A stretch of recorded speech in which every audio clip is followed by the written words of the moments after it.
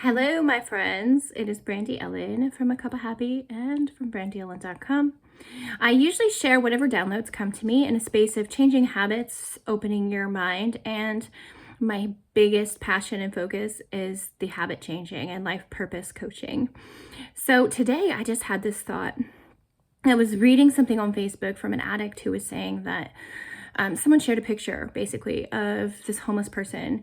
There was a blanket, a red blanket, and they said there's a person under that. And they were sitting, this red blanket with a person underneath, as you could see, was a hump of a red blanket, was on the island, like in a traffic way. I think they call it an island. And my heart in that moment ached for this person. I have no idea who this person is. And you read the comments and, everyone is either kind-hearted, caring, compassionate, or they're just mean and rude and trolling. We get that on the internet all the time. It's easy to be one way behind a computer screen than it is to be that way in person sometimes. That said, there was this person who commented and mentioned what stood out was that there is a way to overcome addiction. And he mentioned purpose, having a purpose. And I truly believe that we all need to know what our purpose is and that it doesn't have to be super deep at first.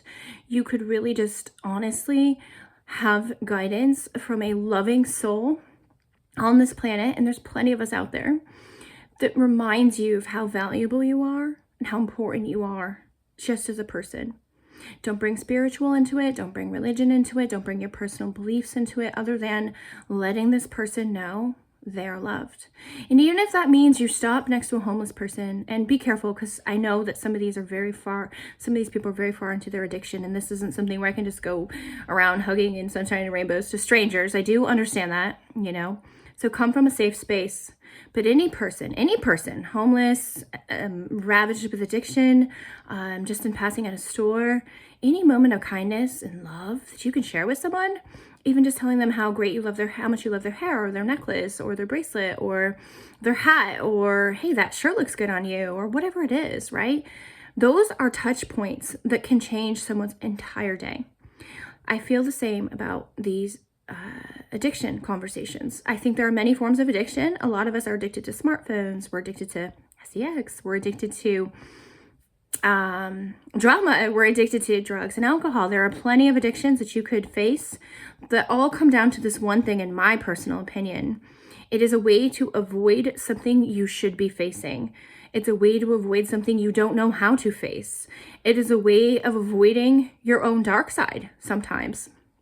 And this breaks my heart because I've gone through my own dark side. And one of the messages I wanted to share today is that to people that have been in my past, I had this calling to share a thank you, a moment of gratitude, because I know, I am putting soap everywhere. I know that it is a blessing to have people be kind to me still.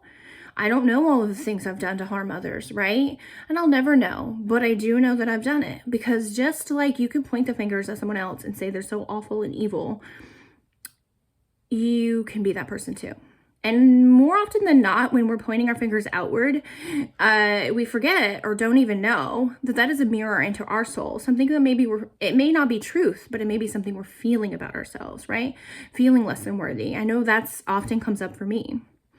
But one of the things that I noticed, I wanted to say today to people of my past that happened upon this video, is that I am sorry. I'm sorry for the pain I may have inflicted without knowing. I'm sorry for the person I was when I was drinking heavy loads of alcohol. I'm sorry for the broken parts of me that showed up broken to you. I'm genuinely sorry for these moments. Because as I've continued on in life, I got my own karma back, and I believe in karma, and I was hurt deeply and wounded so deeply so that I believe I was to feel those feelings much like the rest of these people in this world, to know and wake up to my dark side and say, listen, you can't keep being destructive like this.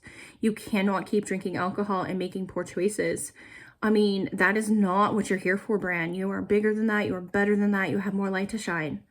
And so while it freaking sucks, and I used to, and sometimes I still do, sit in this space of and unable to forgive myself, sitting in this space of being upset with myself and wishing that I hadn't done those things, and really kind of thinking through these things and going, shoot, that hurts. But I can't move time backwards, right? So what I have to do is forgive myself and always be aware that if I see darkness in someone else, maybe it's something that I should be working through. And when it comes to that mindset, we need to place that same mindset on those struggling with addiction and homelessness and all of that. Because you, my friends, may not have an addiction, right? You may not. But without that addiction, isn't it hard to face those dark sides of yourself? Doesn't it sometimes make you cry, make you have moments of not wanting to move, moments of avoiding it best you can, right? Because it's hard. Now, can you imagine someone who has done that for years, who has been told that their dark side is a waste of space, that they don't matter, that they're not important, that they're never going to amount to anything in this world? I have an ex who went through a lot of that. And in turn, he started harming a lot of people. And I will never condone his actions or understand or exactly what was going on in those moments. I have actually a few exes I could think of, right? Much like myself, I went through this barreling, let's get obliviated drunk and harm my body and others, right? Not cool. So because of that, I can see how some of my exes got in this space of feeling like they weren't worthy enough because they had it far worse than me with the things that were being said, in my opinion, and how they were treated.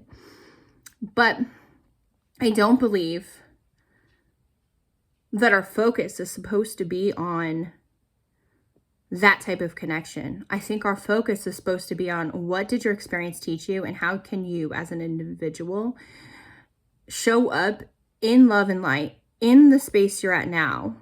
What are you supposed to do today? And each day I ask myself this and I work through those pain points. My heart is lighter and I'm sharing the most beautiful messages to people online. And the only reason I know they're beautiful is because people are telling me. I just am flowing. And I want you to flow. So if you want to help someone, anyone, homeless, addicted, someone you love so much but have stepped away from, I want you to try to learn how to set some healthy boundaries. There's plenty of videos online about that. And then show up in love and light. You can show up from a distance, right? Don't get sucked into their dreamland world. And try to find a way to help them see their life purpose, even if that life purpose is, as I started this video saying, just the simple fact that they are still on this earth and they still have work to be done. I'll have more on the subject soon, but that's what came to me today. So please make sure that you're showing up as your best self and try not to get too sucked into other people's visions for you and mission for you and what they think you're here for, okay? Because they're entitled to that opinion on what they think you're here for. And try not to push that on others as well, right? Try not to push yours. Just accept, okay, that's where that person is, but I'm not aligned with that, okay? And leave it at that. Much love. Have a beautiful day. We'll talk soon on this subject, I'm sure, because I really want to dive into my life purpose coaching this year. So I'm feeling like that's where I'm going to be headed, is these habits and life purpose coaching. So I got a journal workbook thing coming out soon, and I'm just going to keep sharing videos. Thanks so much for your support, and if you're from my past, know that I love you so much, and I am so sorry for the things I did when I was drunk. And to my inner child, my younger self, I want you to know you're safe and that you're protected. You're protected. I no longer drink to oblivion. I don't do these things. I'm here to protect you now. Much love.